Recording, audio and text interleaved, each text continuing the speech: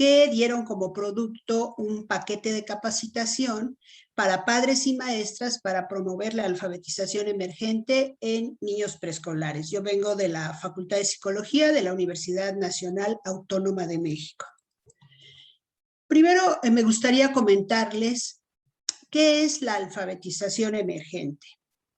La alfabetización emergente son todos aquellos conocimientos, conductas y habilidades de los niños acerca del lenguaje escrito cuando aún no han sido alfabetizados convencionalmente, es decir, cuando todavía no les han enseñado a leer y a escribir en la primaria. Y esto incluye todos sus intentos por interpretar símbolos o por comunicarse mediante ellos, independientemente de que estos símbolos sean dibujos, garabatos, cosas que parecen letras o letras. Abarca desde el nacimiento hasta que los niños ingresan a la instrucción en lectura y escritura convencionales. ¿Qué es lo que aprenden los niños en esta alfabetización emergente? Aprenden, pues, mucho vocabulario, porque aprenden muchos conceptos y el significado de las palabras. Aprenden las diferencias y relaciones que existen entre el lenguaje oral y el lenguaje escrito. También aprenden que el lenguaje escrito, que esos símbolos que están ahí, quieren decir algo, transmiten significado. También aprenden las diferentes funciones que tiene el lenguaje escrito y las diferentes formas que adquiere, el uso adecuado de los libros, convencionalismos del texto impreso, esto es, que se lee de izquierda a derecha, que me regreso a la izquierda, que leo primero la página de la izquierda y luego la de la derecha, etc. También aprenden que el habla puede segmentarse en unidades y en este sentido aprenden lo que es una palabra, una letra o una oración.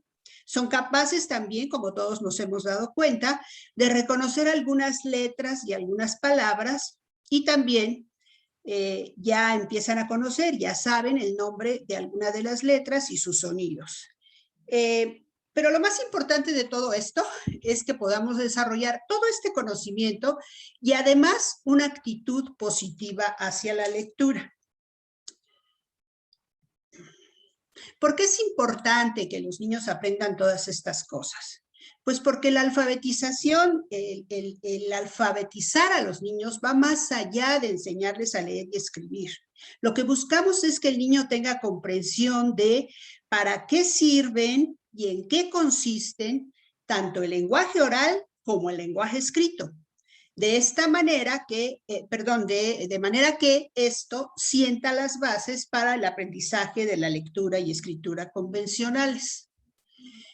El desarrollo de la alfabetización, es decir, la alfabetización emergente, ocurre en los contextos diarios del hogar, en la escuela y la comunidad, y esto se hace a través de experiencias funcionales y significativas, es decir, que los niños les encuentren la utilidad y que por otro lado signifiquen algo para ellos porque están basadas en cosas que ellos conocen. Y bueno, estas experiencias funcionales y significativas pues son aquellas experiencias que se requieren pues cuando uno usa la lengua escrita en ambientes naturales, por ejemplo, escribir la lista del súper, hacer una receta, ese tipo de cuestiones que son totalmente cotidianas. Estos ambientes son sociales, en ellos hay niños, hay otros niños y hay adultos interactuando, de tal manera que se produce colaboración de parte de adultos y de niños y niños, y tutoría por parte de los adultos. Los maestros y padres, pues lo que hacen, entre otras muchas cosas, es proporcionar a los niños situaciones desafiantes, llevarlos un poquito más allá, de tal manera que estimulan su desarrollo y los apoyan en sus intentos por conocer y comprender los usos y las características del lenguaje escrito.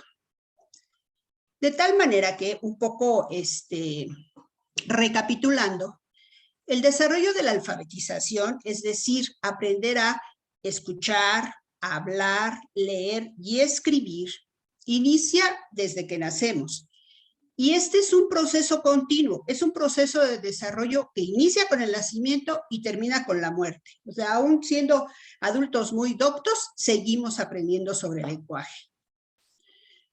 Los niños aprenden sobre el lenguaje oral y sobre el lenguaje escrito a través de la observación de lo que hacen otros y de la participación activa en actividades cotidianas.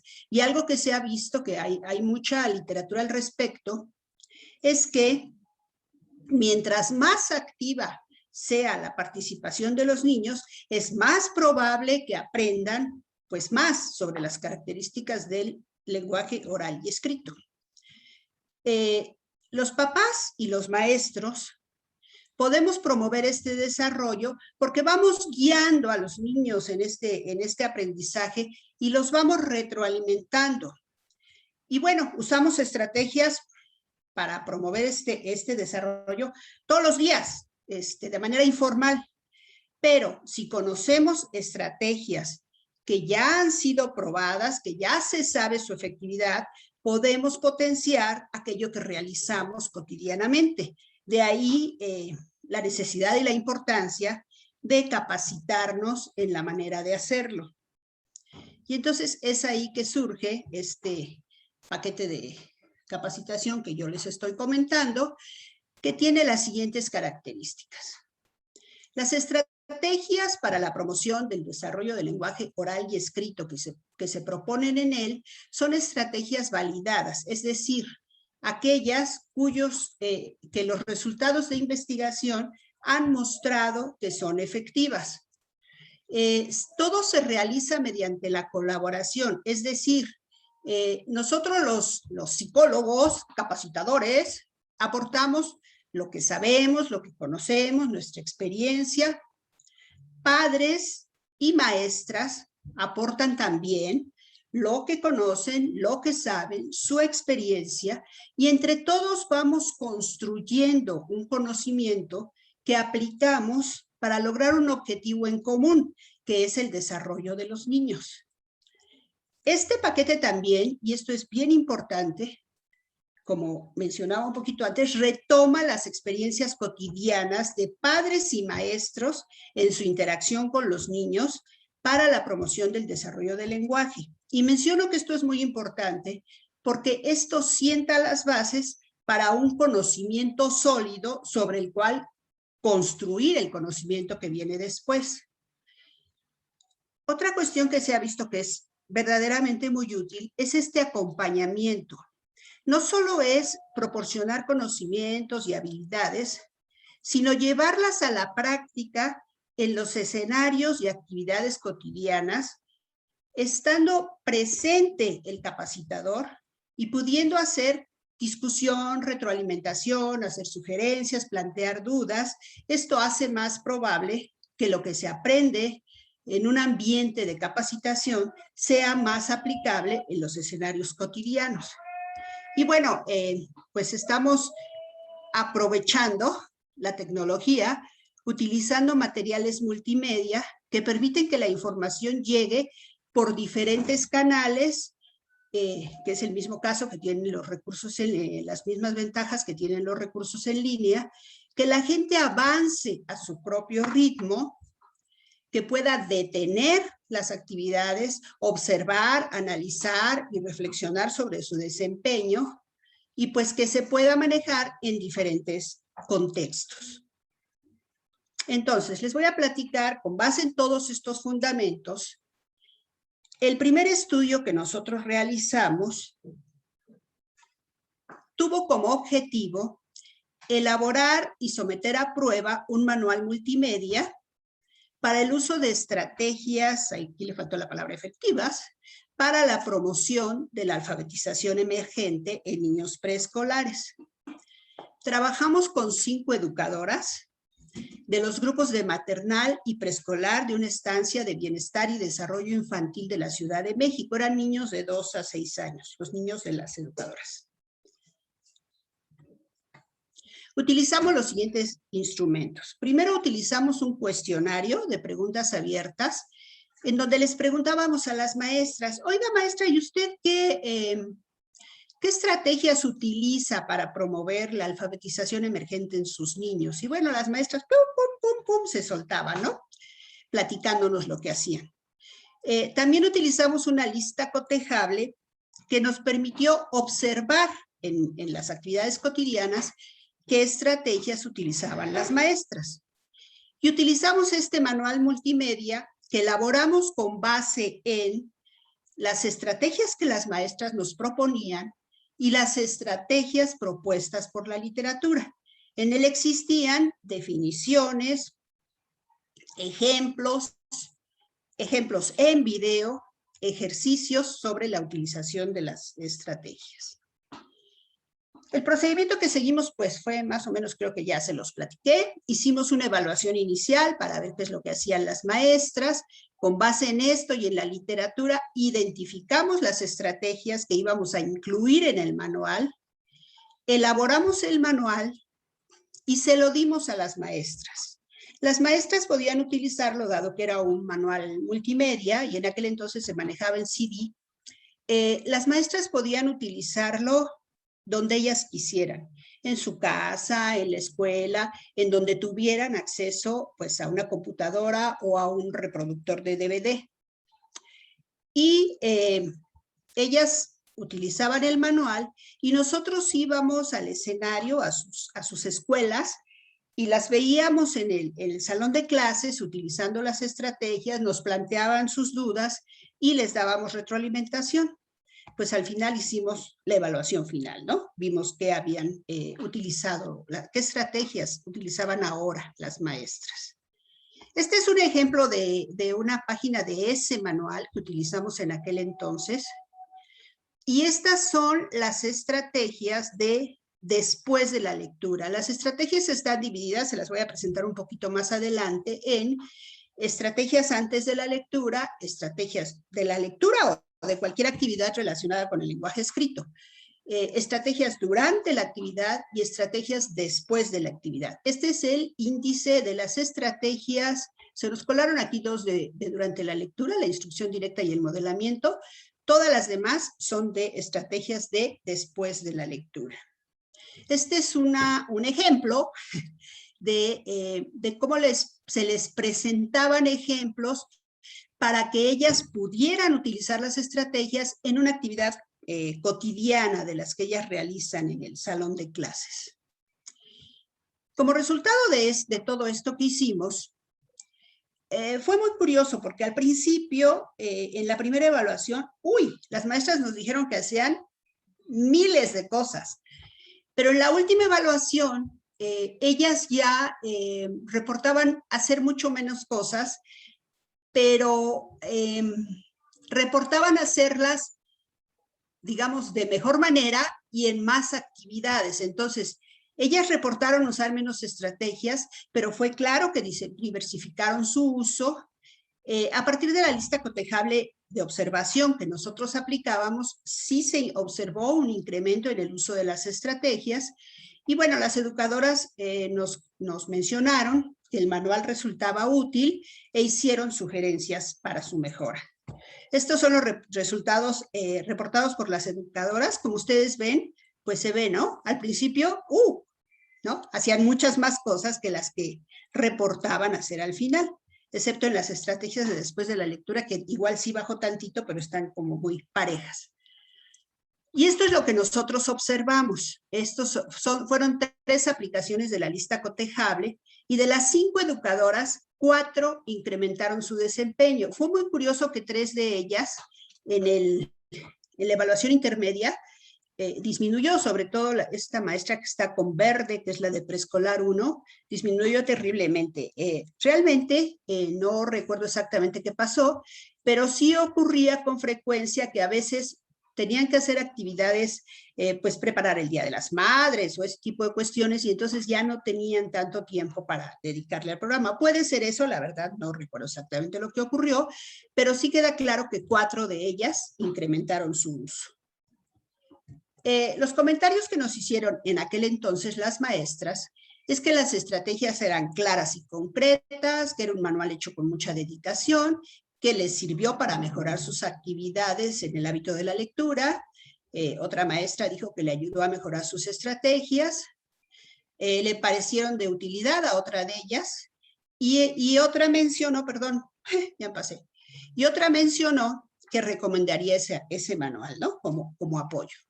Entonces, en conclusión, pues el objetivo se cumplió porque obtuvimos un manual, lo probamos, basado en las estrategias de la literatura. Perdón, estoy oyendo que alguien habla.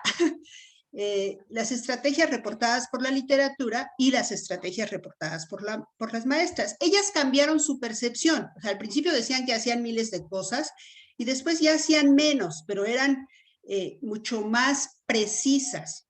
Incrementaron y diversificaron y lo consideraron útil. Sin embargo, lo que nosotros observamos es que era necesario que el acompañamiento que les dábamos no fuera tan pues, de vez en cuando, ¿no? Sino algo mucho más cercano. De tal manera que esto nos llevó al segundo estudio, en el que lo que hicimos fue que, además del manual multimedia que les habíamos propuesto, que ya teníamos elaborado, elaboramos un programa de capacitación para el uso de las estrategias. Entonces, combinamos ambas cosas, manual y programa, y pues probamos, ¿no? ¿Qué tal funcionaba? Y entonces el objetivo fue eso, el diseño, la aplicación y la evaluación del paquete, nuevamente para que las educadoras aplicaran estas estrategias efectivas de lectura.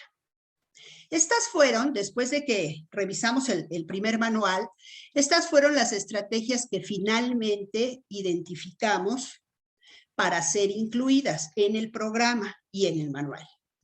Antes de la actividad es el arreglo del área para la actividad, la activación de conocimientos previos de los niños, el muestreo, que consiste en enseñarles ilustraciones o textos en la portada para que ellos prevean qué es lo que puede ser el contenido del texto o de la actividad que se va a realizar. Durante la actividad se les daban pistas visuales y verbales, se hacían preguntas de tal manera que ellos pudieran anticipar o predecir el contenido de la actividad.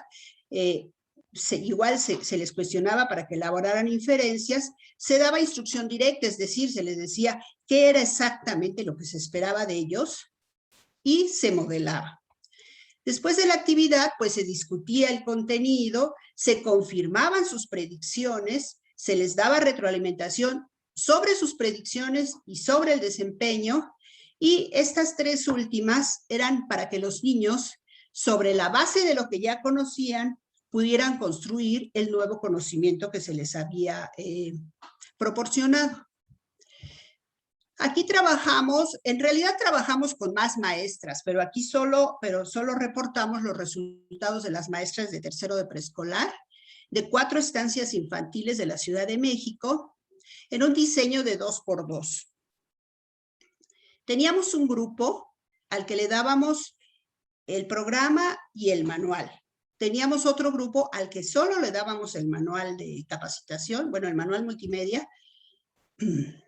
Había otro grupo que solo tenía el programa y había un grupo control al que no le dábamos nada, pero por cuestiones éticas, una vez que terminamos de tomar los datos, les dimos una versión del programa de capacitación y por supuesto les dimos el manual. Entonces, tuvimos como variable el paquete de capacitación. Discúlpenme, pero no me lleva a nada. Aquí le puse yo para que vieran la carta descriptiva, pero no me lleva. Compuesto de 11 sesiones en donde había una parte teórica, una parte de estrategias antes de la lectura, una parte de estrategias durante la lectura y una parte de estrategias después de la lectura. El manual multimedia del que ya les había comentado.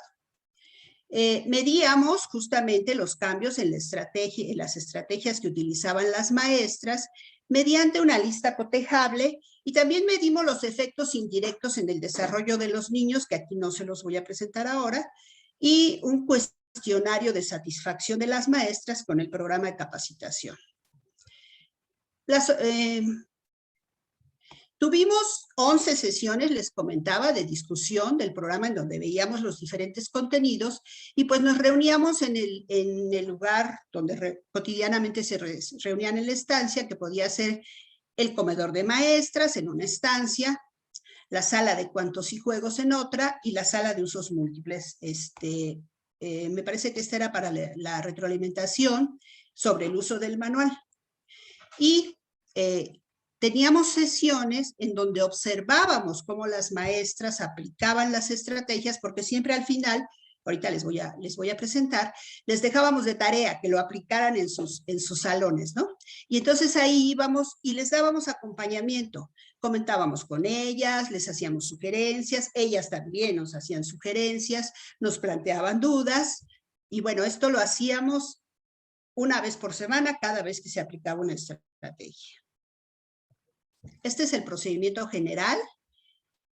Hicimos la depuración de los procedimientos y la evaluación inicial con las listas cotejables, aplicamos el programa, el cual estuvimos monitoreando durante las 11, todo el tiempo que duró el programa, las 11 sesiones, dando acompañamiento en sala a las maestras en actividades cotidianas.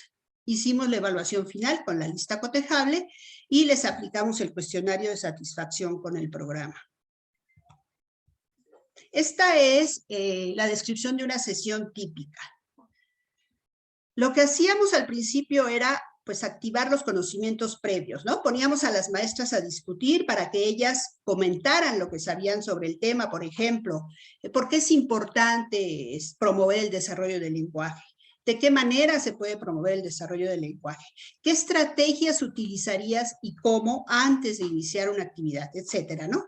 Ellas discutían y había una sesión de reflexión, tomábamos acuerdos, conclusiones, les presentábamos lo que dice la literatura y con base en su discusión y la presentación que hacíamos nosotros, llegábamos a integrar conocimientos y realizaban las maestras actividades en el salón de clase, role-playing, discusión, etcétera, ¿no?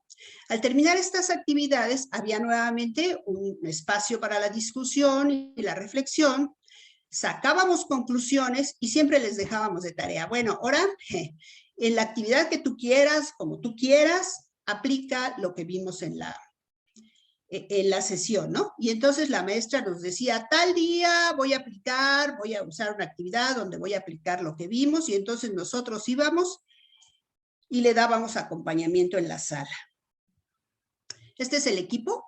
Estos son los dos equipos que estuvieron en las dos estancias donde se aplicó el programa y los resultados. Como se puede ver, el grupo que tenía, tal como se hipotetizó, el grupo que tenía el programa y el manual tuvo mayor incremento. Los puntajes están dados en puntajes de diferencia, es decir, se restó del puntaje final, se restó el puntaje inicial, y este es el puntaje que se presenta aquí.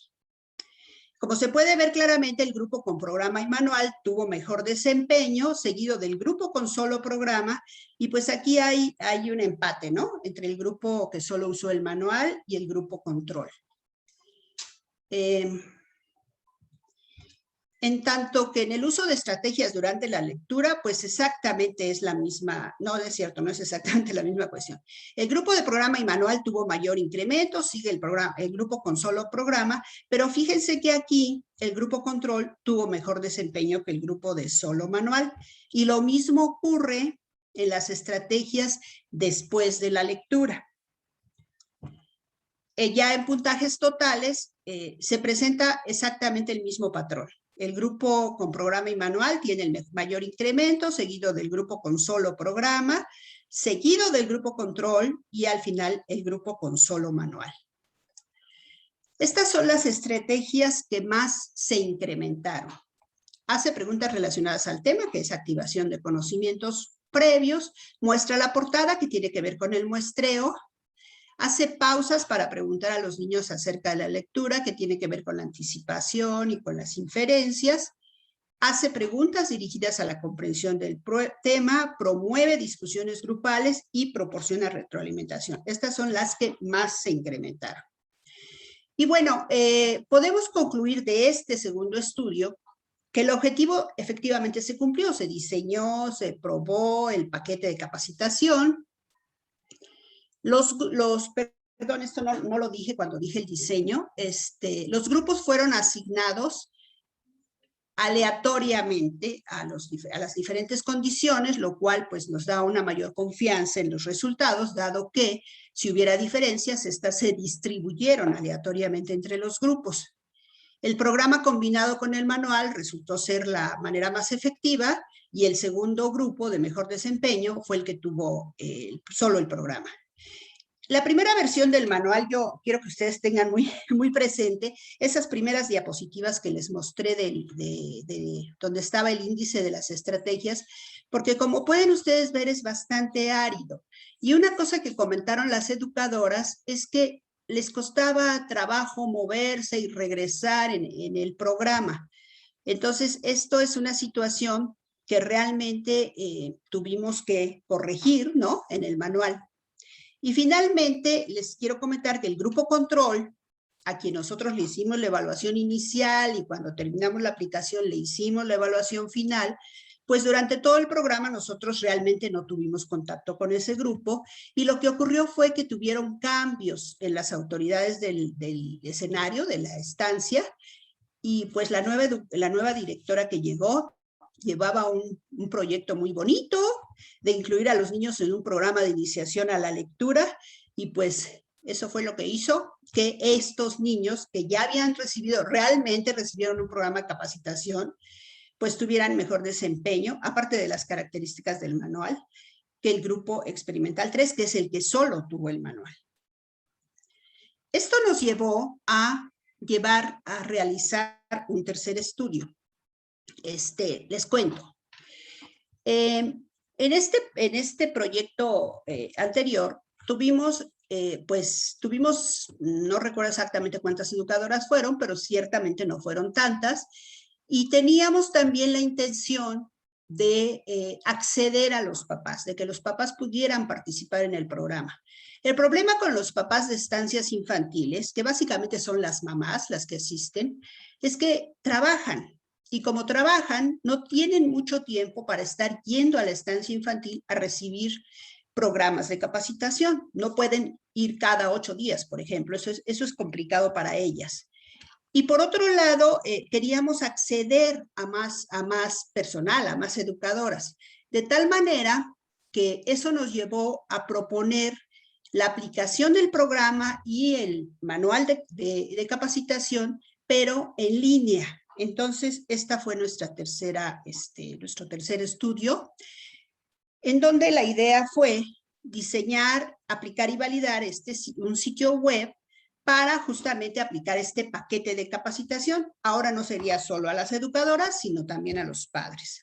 Y nos cayó muy chistoso porque nosotros lo planeamos originalmente así, y después se nos vino la pandemia y entonces estuvo perfecto que lo hubiéramos planeado así. Entonces, este último proyecto, tercer proyecto, tiene 3 fases. En la primera fase elaboramos la plataforma y validamos los instrumentos de evaluación. La segunda fase fue la fase de aplicación, que es de la que les voy a presentar los resultados. Y la tercera fase consiste en la interpretación de resultados, que es en lo que estamos ahorita, y realizar todos los ajustes necesarios al programa, al manual y al sitio, de tal suerte que cuando esta tercera fase esté terminada, el paquete de capacitación quedará alojado en la red universitaria de aprendizaje de la UNAM, de la Universidad Nacional Autónoma de México, que es de acceso libre. Entonces ya va a quedar de libre acceso para quien quiera utilizarlo.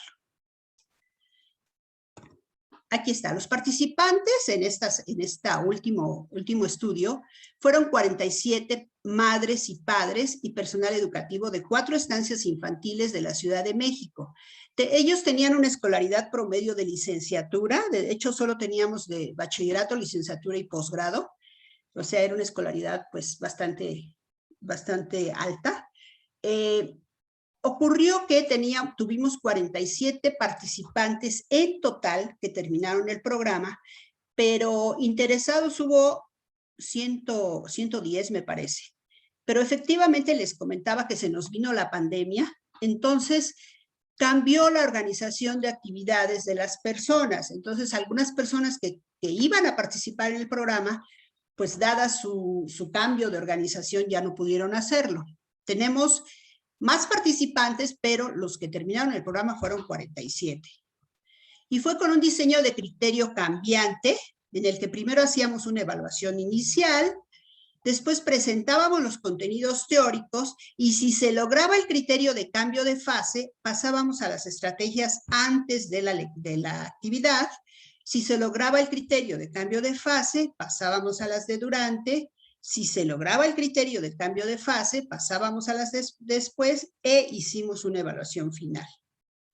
Igualmente, las variables fueron el programa de capacitación, que ahora constó de 16 sesiones porque los contenidos que se presentan de manera presencial, cuando uno los presenta en una plataforma, pueden ser demasiado contenido para una sola sesión. Entonces, esto nos llevó a incrementar el número de sesiones y utilizamos también el manual multimedia. Bueno, nuestra variable dependiente fueron las estrategias. Utilizamos las listas cotejables, pero aquí había dos versiones. Una versión en la que las maestras se autoaplicaban la lista. Bueno, eso está desde el primer manual, esta autoaplicación. Y otra en que nosotros, quienes les capacitábamos a través de la plataforma, aplicábamos la lista cotejable y una rúbrica. La lista tenía 3 opciones en donde los participantes consideraban si de plano no manejaban la estrategia, si estaban en proceso de lograrla o si ya consideraban que ya la había logrado. Y la rúbrica tiene 4 puntajes para cada aspecto y es como igual de las estrategias. Las listas contienen las estrategias, las rúbricas también, pero contienen aspectos más finos que fueron puntuados de acuerdo a criterios específicos. Bueno, los escenarios fueron la plataforma de Moodle Cloud, que fue creada exclusivamente para el programa, y tuvimos una primera sesión en donde presentamos el programa a padres y maestras de cada estancia infantil, y pues ahí igual, el escenario fue el lugar de reunión cotidiano de cada estancia. Este es el procedimiento. Tuvimos la presentación y las personas que estuvieron interesadas en participar nos mandaron un correo electrónico y mediante ese correo les mandamos la clave para entrar a la plataforma. Les comentamos pues todas las cuestiones éticas que estábamos considerando para garantizar su privacidad y su seguridad. Y una vez que ellos leyeron esto, firmaron un consentimiento informado y empezamos con la aplicación de rúbricas y listas cotejables, la primera aplicación. Aplicamos el programa en la plataforma con 16 sesiones, de acuerdo al diseño que ya les mostré, y en la evaluación final aplicamos la rúbrica, las listas cotejables, un cuestionario de satisfacción con el programa también, y a las estancias infantiles que participaron les entregamos un informe de los resultados por escrito, y a los padres y maestras que participaron les entregamos un folleto donde se resumía todo el contenido del programa para que lo tuvieran ¿cómo se llama? De material de consulta. Durante el programa, a través de la plataforma, estuvimos monitoreando la aplicación del programa, les dimos acompañamiento y retroalimentación a los participantes y tuvimos foros de discusión. Aquí se ve la lista de cotejo de la autoevaluación que hicieron los participantes. Se ve que sí fue incrementando el desempeño. Esta es la lista de cotejo que aplicamos las tutoras, en donde también se ve que hubo un incremento en el desempeño de los participantes. Esta es la rúbrica. La rúbrica tenía como puntaje máximo posible 24, y bueno, hubo un pequeño incremento, pero sí hubo incremento. Y aquí este es un comparativo de cómo la autoevaluación de los participantes consideró que habían logrado o estaban en proceso, no habían logrado, estaban en proceso o habían logrado las estrategias. Se ve que va en incremento el logrado y que va en decremento el no logrado, ¿no? Y el en proceso, pues también más o menos. La lista de cotejo de tutoras se corresponde totalmente. Se ve claramente que no logrado disminuye, aquí sí se ve claramente que disminuye en proceso y aumenta el logrado. Esta es la manera como, algo que estamos analizando y todavía no terminamos bien ese análisis, es cómo cambia la concepción que tiene la gente de cómo se puede promover el desarrollo del lenguaje y por qué es importante, ¿no? Entonces aquí, por ejemplo, es la misma persona, es un miembro del personal académico de una estancia, y al principio nos dice, sí, esas estrategias yo las empleaba con mi hija, pero no de manera consciente ni con las especificaciones que me han compartido. Al final, ella cambió, tuvo una concepción más amplia, ¿no? Y más profunda. Dice, me he sentido muy afortunada de poder aprender cada vez más sobre las estrategias, desde el uso de las pistas visuales y verbales, posibilitando a los alumnos para adentrarse en un tema y que a su vez despierte su interés en la actividad hasta llegar a la movilización de saberes y acomodación de los nuevos a partir de las predicciones y las inferencias. Todas las estrategias requieren dominio, conocimiento, compromiso y organización de parte del profesor. Considero que no es fácil aplicarlas cuando falta experiencia, pero me queda claro que los beneficios son muchos. O sea, realmente amplió su concepción sobre la promoción, ¿no? Y las estrategias.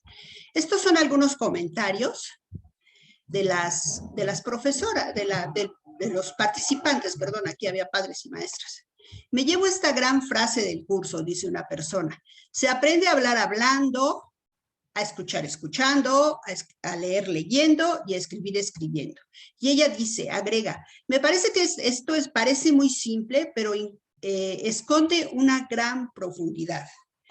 Esta maestra dice, maestra o padre, valoro mucho la oportunidad que me dieron al compartir las estrategias, y esta persona está valorando el foro, ¿no? Dice, creo que la posibilidad de un foro siempre es enriquecedor por la visión de otras madres y padres respecto de sus propias experiencias.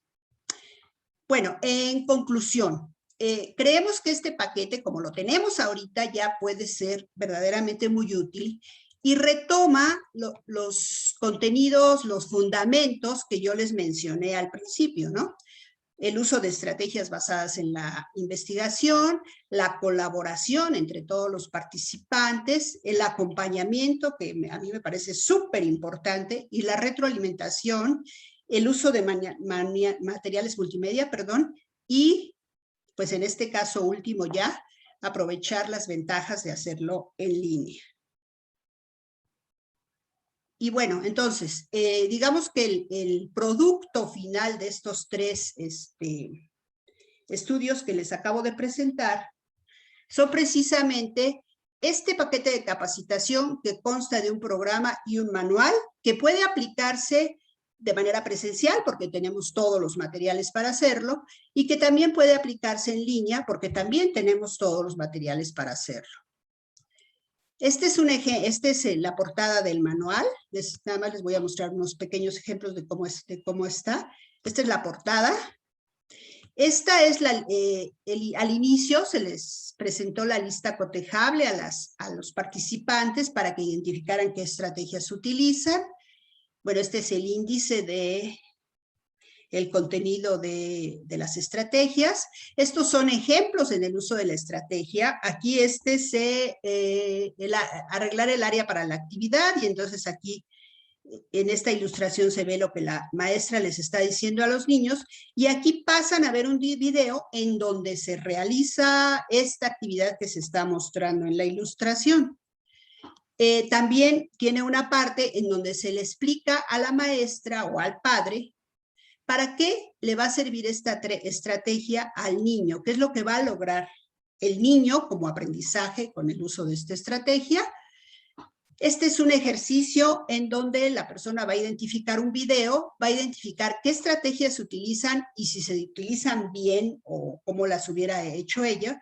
Y a partir de la reflexión, pues va a considerar otros aspectos, y siempre tienen esta cuestión, este bloc de notas que le llamamos, en donde ellos van y anotan sus reflexiones. Y bueno, este es el video del ejercicio. Y bueno, el programa aquí, así es como inicia la plataforma. Este es el de capacitación a maestros, pero hay maestros y padres. Estos son los primeros contenidos y este es el ejemplo de cómo se trabaja una estrategia, ¿no? Primero se le explica en qué consiste y cómo se aplica. Después, bueno, este también es otro ejemplo de cómo se aplica otra estrategia. Se le dice qué aspectos del contexto, qué aspectos prácticos hay que considerar al aplicar la estrategia. Se dan ejemplos de actividades cotidianas en donde se puede utilizar y cómo se puede utilizar. Aquí en este caso se le está diciendo para qué le va a servir a la maestra o al padre la aplicación de la estrategia. También hay una sección, como ya les mostré, en donde se le explica para qué le va a servir al niño.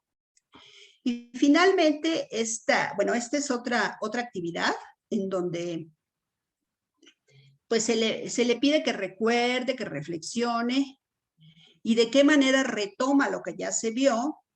Y bueno, luego vienen unos ejemplos, que aquí dice ejemplo para educadores y ejemplo para padres. Pues les pican ahí, les aparece el ejemplo. Y como les comentaba, al mero final, ¿no? Ya que acabaron toda la estrategia, se les pide que lo apliquen en una actividad cotidiana en el hogar, y esto, en el hogar o en la escuela, y esto se revisa al inicio de la siguiente sección.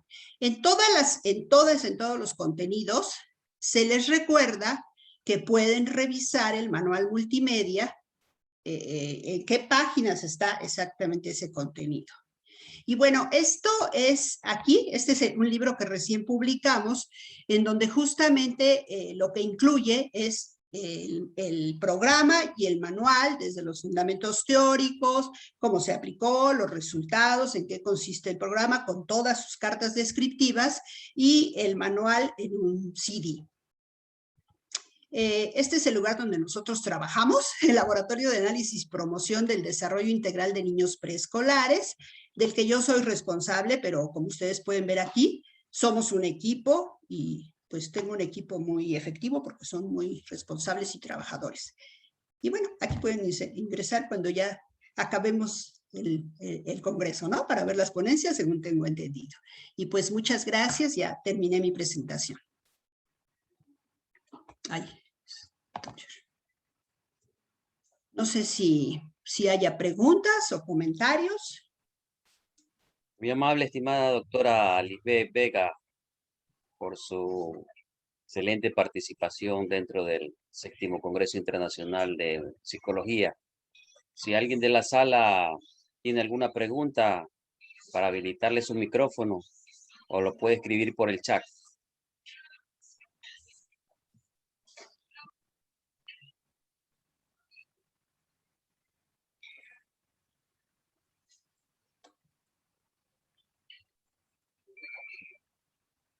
Esperemos un par de segundos para ver si escriben las preguntas en el chat o alguien se anima a hacerla de forma directa y le habilitamos su micrófono.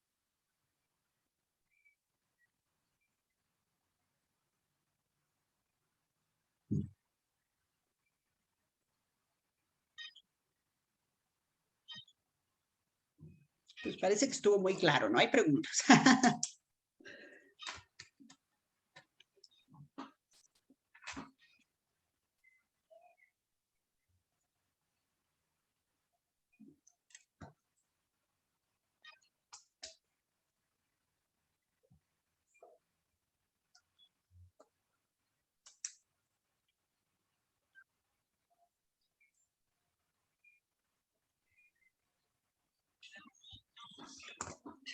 Bueno, perfecto.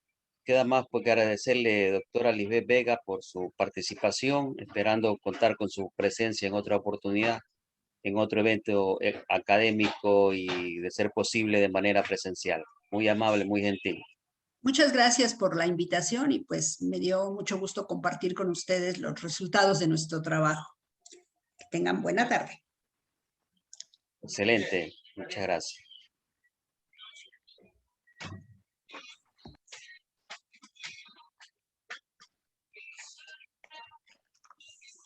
Bien, pues vamos a presentar la siguiente conferencia.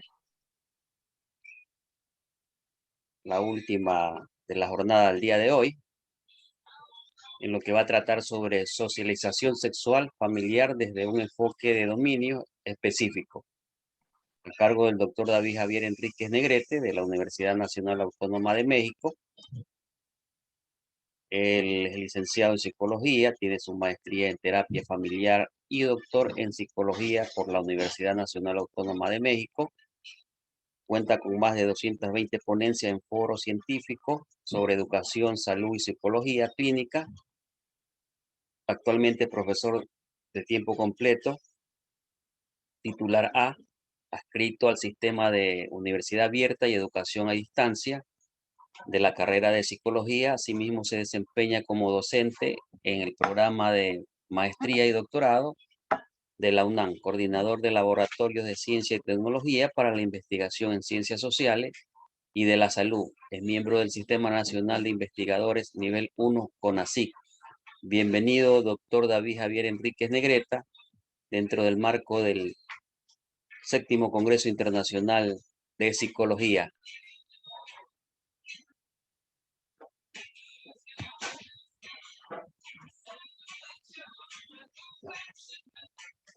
El micrófono. Ahí está. ¿Ya me escuchan? Sí, sí, adelante. Muchísimas gracias. Bueno, pues antes que nada un saludo a todos. Muchísimas gracias por la invitación a este magno evento. Y bueno, me voy a permitir compartirles la pantalla donde tengo la presentación. Si me dan un segundo, por favor.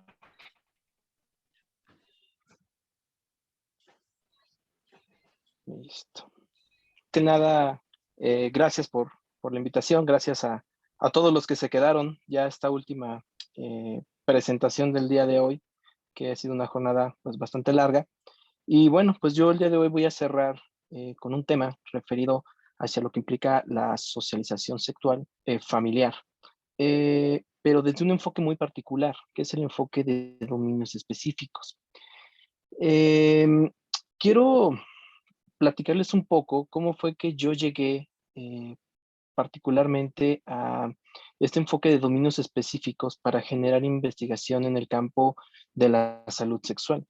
Yo tenía cerca de 10 años ya trabajando en la Universidad Nacional Autónoma de México, diferentes proyectos de investigación orientados hacia explicar y predecir los comportamientos sexuales de prevención y de riesgo de universitarios. Y durante 10 años me aboqué a evaluar variables de modelos clásicos de salud, como son la autoeficacia, las creencias, las intenciones, por ejemplo, de uso de condón, ¿no? Las actitudes hacia el uso del condón, por ejemplo, variables como la norma subjetiva, etcétera, etcétera. Es decir, digamos, modelos clásicos o variables clásicas en el estudio de la salud sexual. De tal manera que estábamos interesados, el equipo de trabajo y yo, en poder determinar cuáles eran los mejores predictores que podían explicar la mayor cantidad de varianzas sobre el uso del condón en jóvenes universitarios.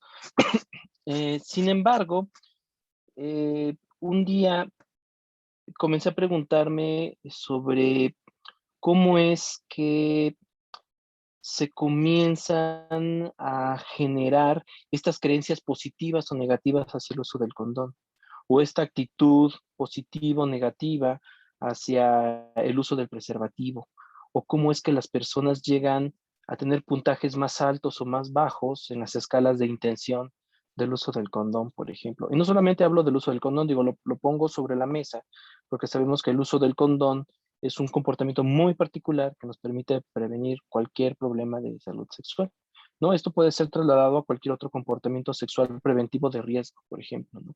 El hecho de rechazar o no un encuentro sexual con un desconocido, el hecho de incrementar o no el número de parejas sexuales, el hecho de combinar, por ejemplo, consumo de sustancias como droga o alcohol con relaciones sexuales, etcétera, ¿no? Entonces, todo se, digamos, sintetiza en la evaluación de variables, actitudes, creencias, intenciones, etcétera. Pero yo en algún momento me llegué a preguntar cómo es que este sistema de creencias, valores, actitudes, motivaciones, que pueden estar prediciendo el uso del condón o cualquier otra práctica sexual preventivo de riesgo se empiezan a configurar. Y eso me implicó dar, digamos, un salto hacia abrir el foco de análisis para comenzar a considerar un contexto más amplio, como es el contexto familiar. Digo, además yo venía ya de un posgrado en terapia familiar, yo ya tenía cierto interés en los fenómenos, digamos, que se gestan en la interacción familiar.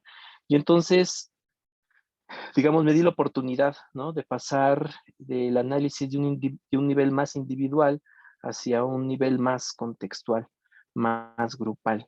Y entonces, justamente en esta línea de análisis o en esta línea de trabajo es donde me encuentro sobre el papel que tiene la familia en la conformación de este sistema de valores, de creencias, de actitudes. Y entonces, pues me encuentro con este concepto de socialización sexual. Partimos del supuesto, ¿no?, desde esta lógica de que hay un proceso de aprendizaje respecto a la manera de ejercer y de percibir la sexualidad, ¿no?, el ejercicio de la sexualidad.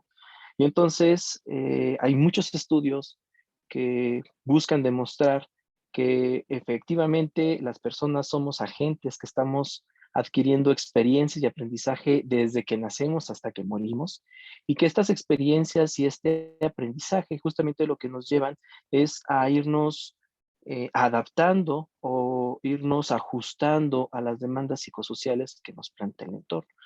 El fenómeno de la sexualidad no es la excepción, ¿no?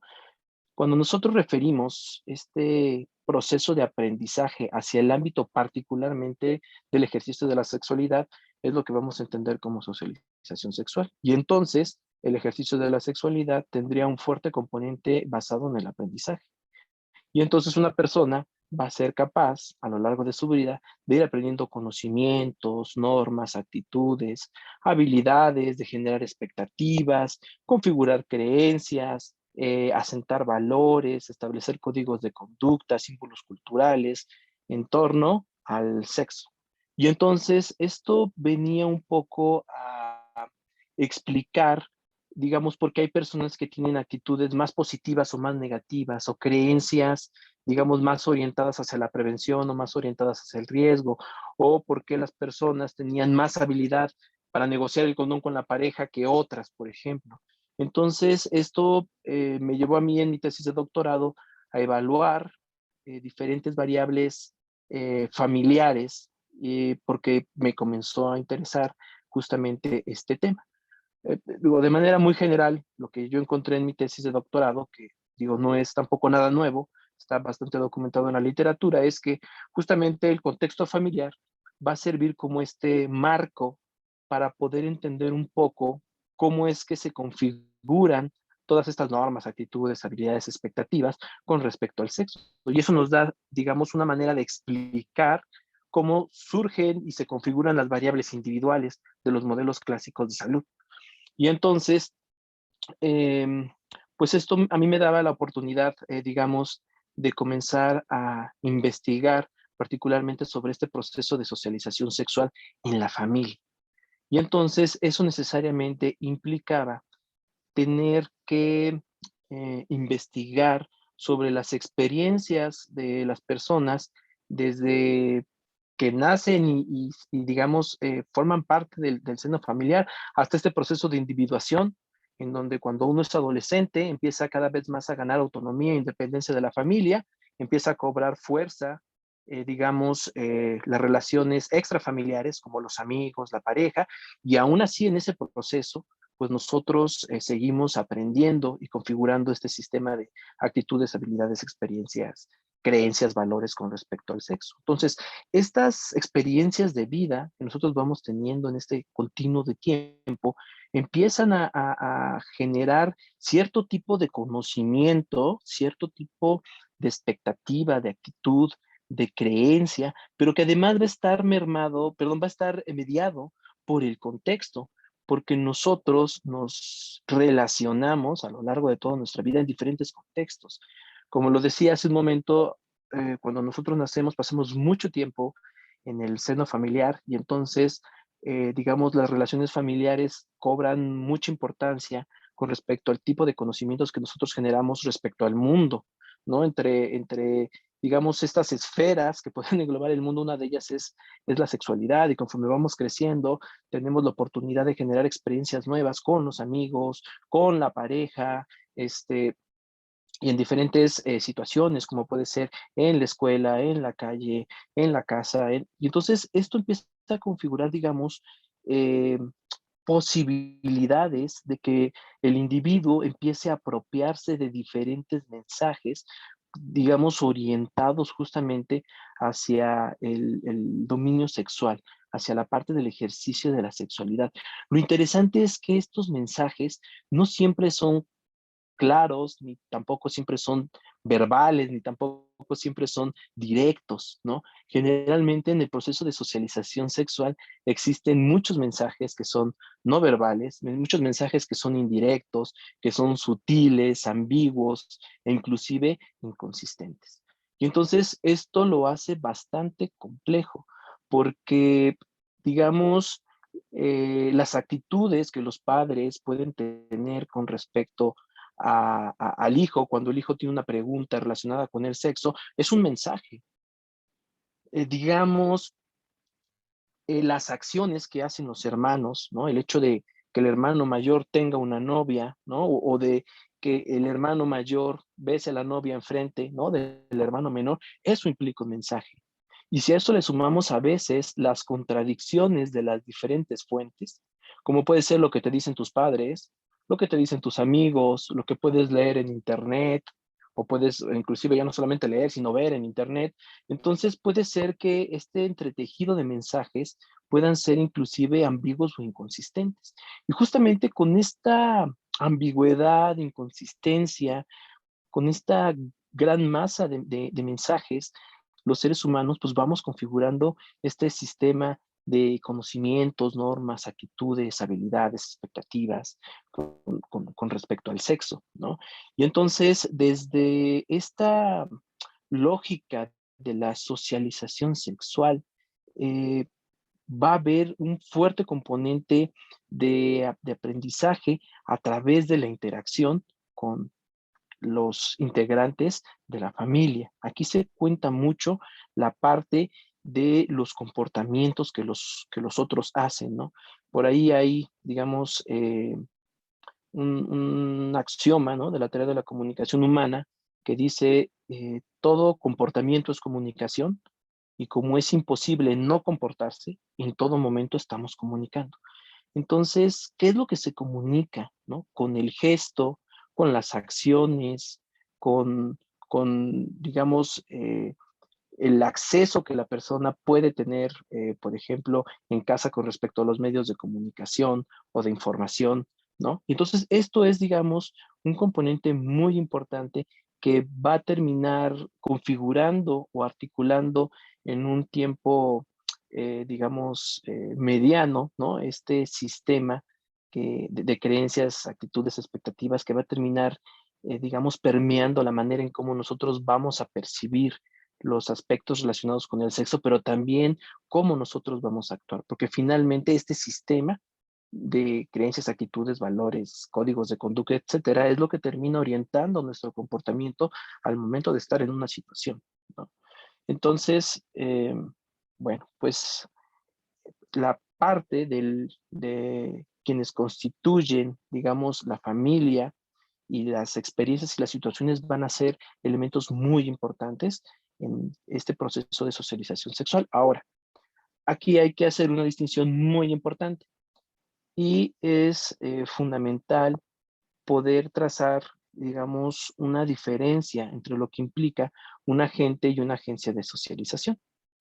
Los agentes de socialización son todas aquellas personas que van a estar en relación con un objeto de socialización. En este caso puede ser un individuo, pero digamos hay una influencia directa o indirecta en esta construcción de este proceso de socialización sexual, ¿no? A través de la interacción. A diferencia de las agencias de socialización, que no son personas, sino más bien son instituciones. Porque también hay que reconocer que nosotros no solamente nos relacionamos o interactuamos con otros individuos, también lo hacemos con instituciones. Y entonces aquí también tenemos, digamos, los códigos o los mensajes que nos pueden ir eh, lanzando, que nos pueden ir enviando las agencias de socialización, como la iglesia, como la escuela, como, por ejemplo, los centros o los servicios de salud, ¿no? No sé si recuerdan que hace algunos años se armó un escándalo porque justamente eh, la iglesia promovía que no se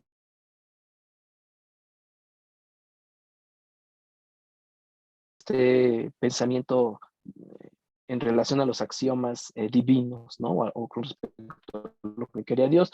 Entonces, por un lado, mis padres me pueden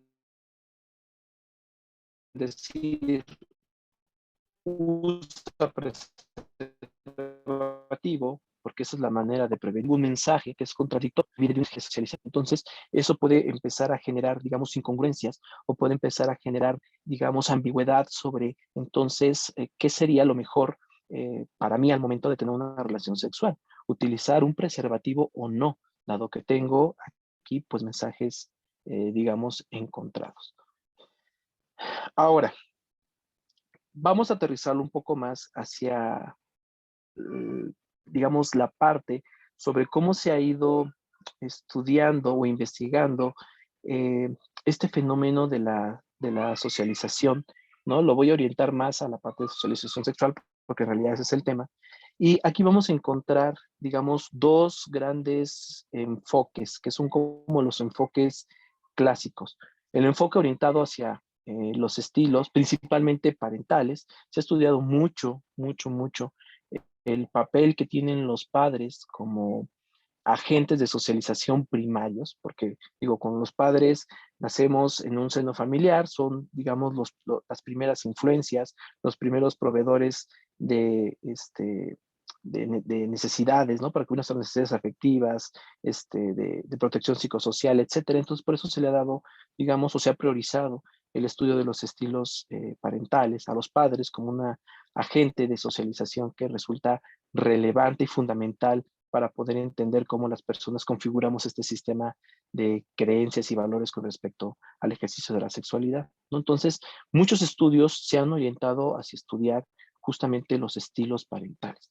Hay estudios muy, muy, muy clásicos de estilos parentales, principalmente aquellos que desarrolló la doctora Diana Banry, que es de ahí donde se derivan la famosa tipología de los estilos parentales, que ahorita les voy a mostrar una diapositiva sobre cómo se configuran estos estilos, pero los estilos principalmente están orientados hacia evaluar la constelación de actitudes que tienen los padres con respecto a sus hijos o con respecto a los pequeños que están criando. Más bien la parte de los estilos parentales iría orientado hacia evaluar la manera en cómo los padres se relacionan en un clima emocional y se orientan hacia metas no específicas, es decir, es la crianza, es lo que los padres hacen para criar a sus hijos, pero está generalmente orientado hacia la parte de la evaluación de las actitudes de los padres hacia los hijos.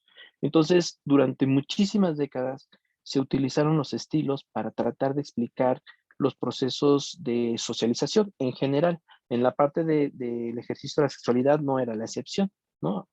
Seguramente recordarán ustedes una tipología como esta, ¿no? Que son el famoso estilo parental democrático, el permisivo, el autoritario y el negligente, ¿no?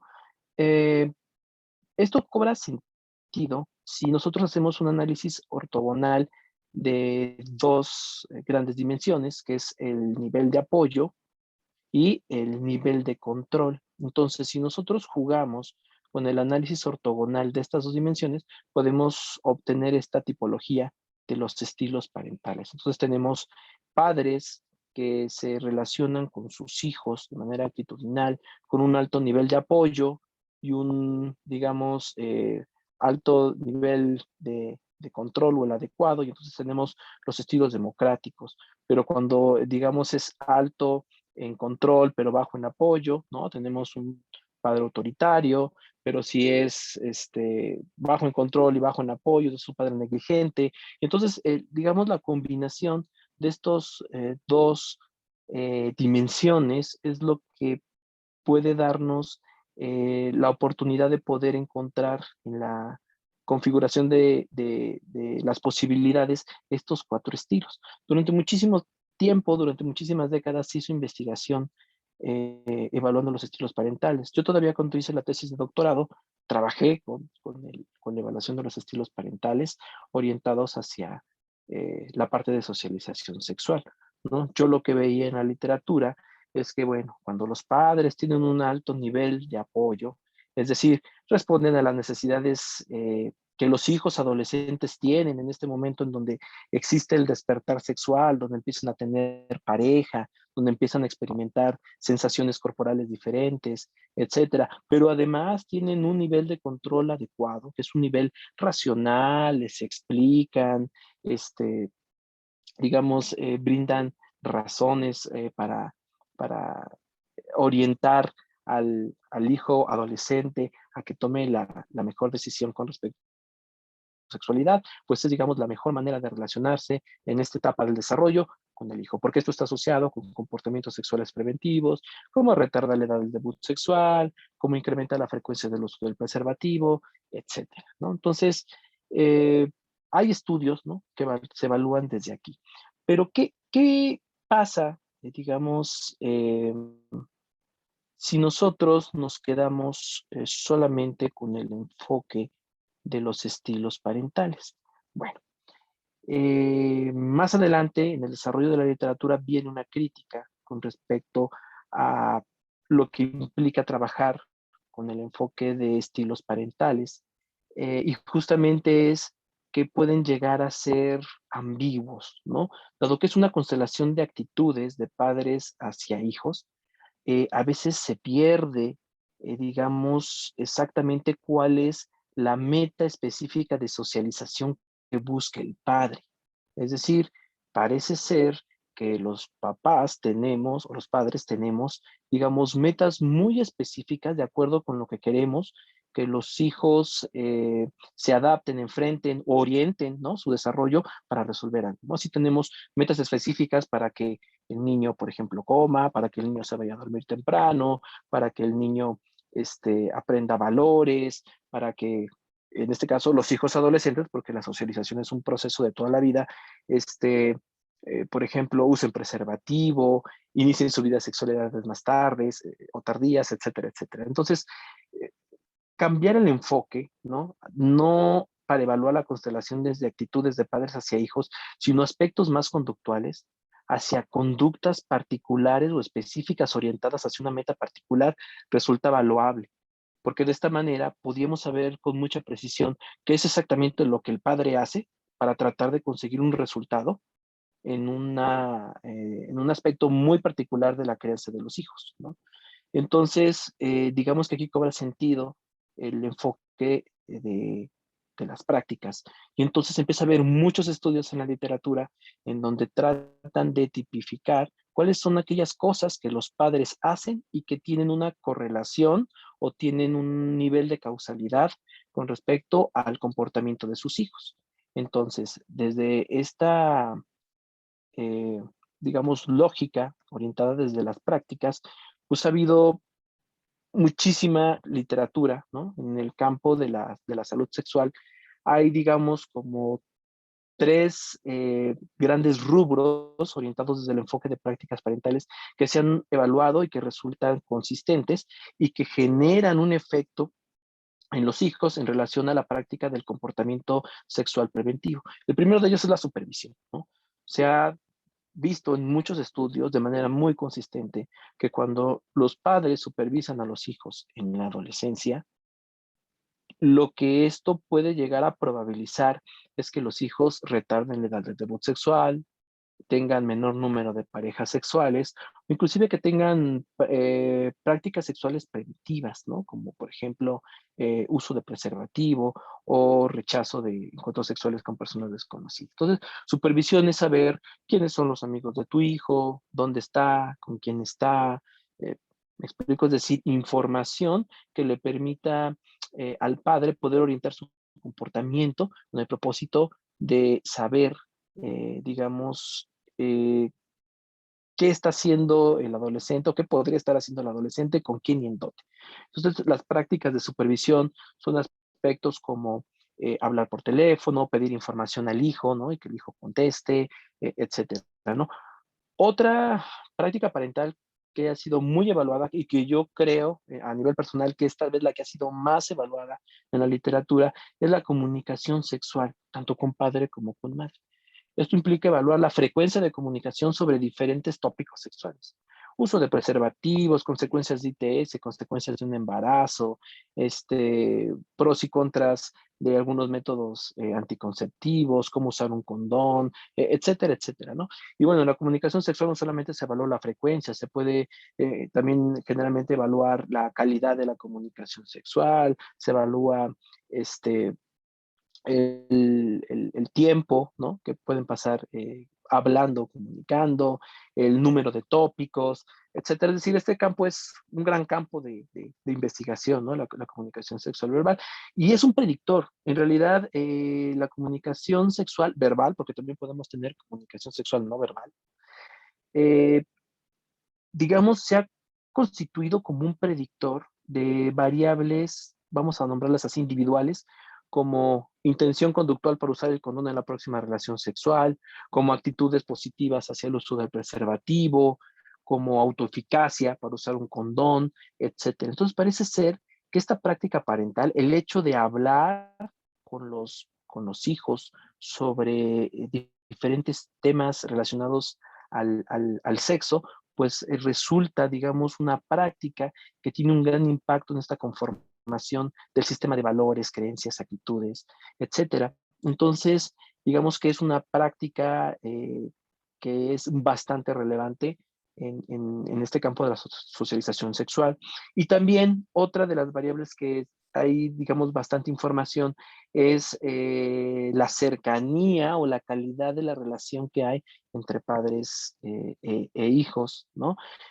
Se ha demostrado o se ha visto en los estudios que cuando los padres perciben que tienen una relación estrecha con los hijos y los hijos perciben que tienen una relación estrecha con los padres, generalmente los adolescentes llegan a tener menos problemas en su adolescencia. Entre ellas está consumo de sustancias o comportamientos de riesgo, como pueden ser justamente la conducta sexual, eh, pues de riesgo, como puede ser no utilizar condón, múltiples parejas sexuales, etcétera. Parece que la calidad o la cercanía entre padres e hijos es, digamos, una condición importante con respecto al resultado que se puede obtener con los hijos. Ahora, permítanme, se me pasó la diapositiva. No son las únicas prácticas que se han evaluado. En realidad es muy amplio el abanico o el espectro de prácticas que los padres en realidad llevan a cabo al momento de tratar de socializar o de orientar al hijo a un resultado particular en el ejercicio de su sexualidad, que generalmente es usar condón, eh, postergar la edad del debut sexual, el uso de métodos anticonceptivos, prevención de un embarazo, etcétera, ¿no? Hay otras como el control psicológico, que también se ha sido muy evaluada y los resultados son muy negativos, que es el famoso chantaje emocional, ¿no? O la coerción a través de engaño, de gritos, de chantaje, etcétera, ¿no?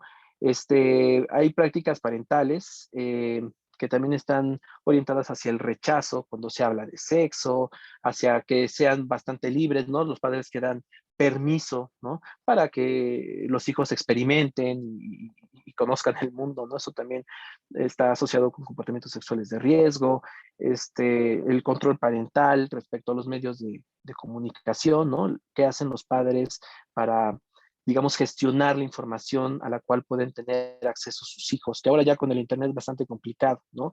La restricción de contenidos para adulto, la regulación en la forma de vestir, la regulación en las relaciones con amigos, las parejas, las salidas nocturnas, las citas al noviazgo, etcétera, etcétera. Entonces es muy, muy, muy amplio el espectro de prácticas que en la literatura tiende a evaluarse. Esas tres que están en anaranjado en la diapositiva son como las más comunes.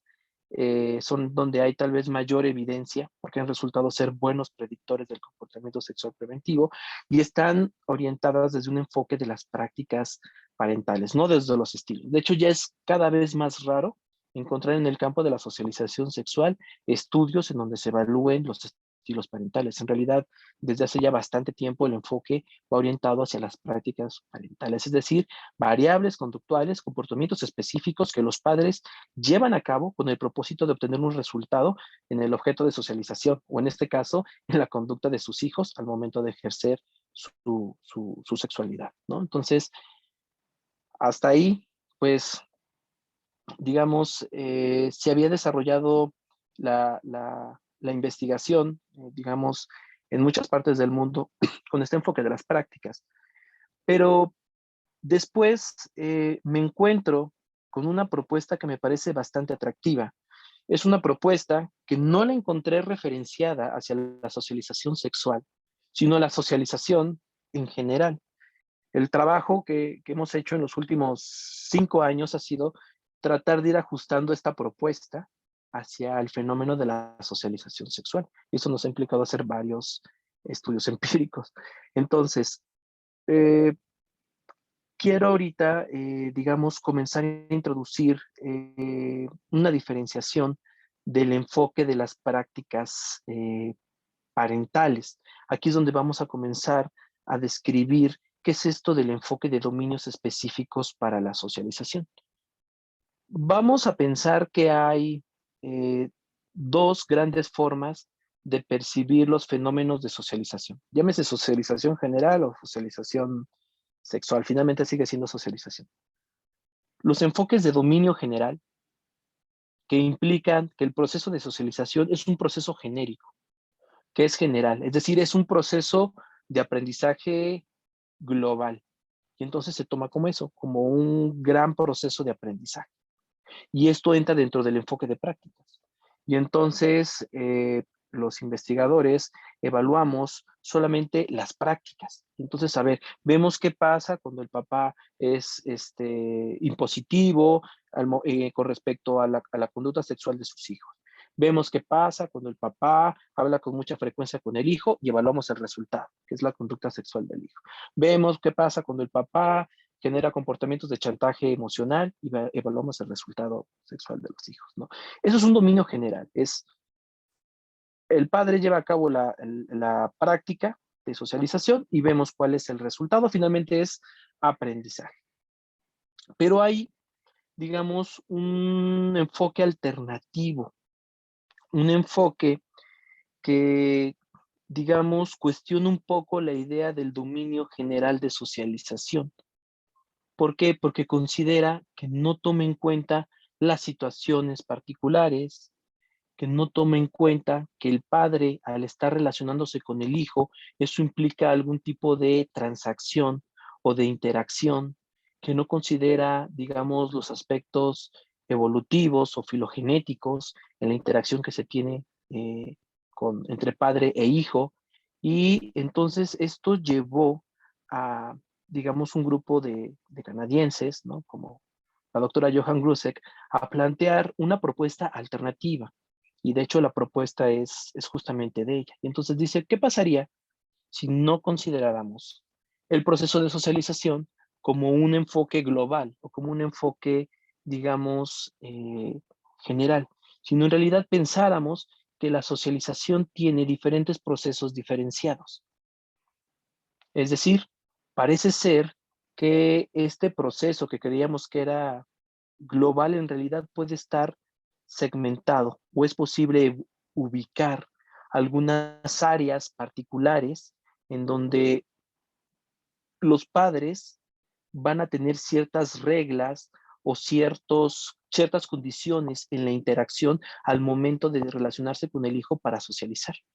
Y entonces esto llevó a estos investigadores a hacer una revisión bastante extensa y bastante interesante sobre si era posible clasificar las maneras de relacionarse con los hijos o de interactuar con los hijos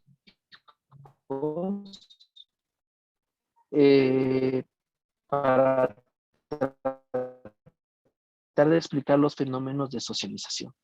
Y entonces, que permite poder tipificar 5 grandes dominios de interacción para socializar.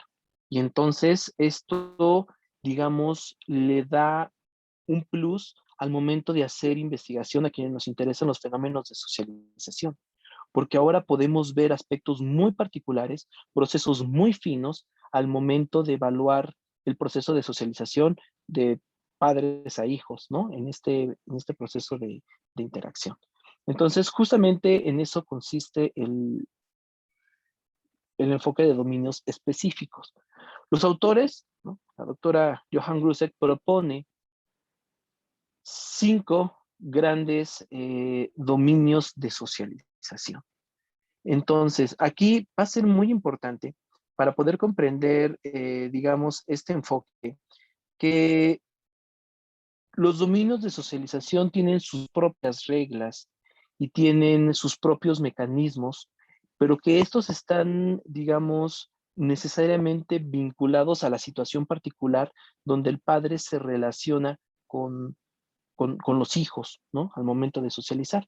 Entonces propone 5 grandes dominios para tipificar las interacciones de socialización, que es la protección, el control, la reciprocidad, la participación grupal y el aprendizaje guiado. Voy a hablar de manera general un poco sobre esto, porque también no tengo mucho tiempo, solamente como para esbozar y demarcar cuáles son las diferencias entre los dominios y cómo se ha venido trabajando o cómo se podría trabajar en la socialización sexual. El primer dominio de interacción es este dominio de protección. Parece ser que es bastante común dentro entre las interacciones entre padres e hijos, de que haya situaciones en donde se tenga que generar, digamos, una relación en donde el hijo o el objeto de socialización eh, tenga que comenzar a buscar al padre, dado que puede estar en un riesgo potencial o real con respecto a una situación. La meta esperada, ¿no?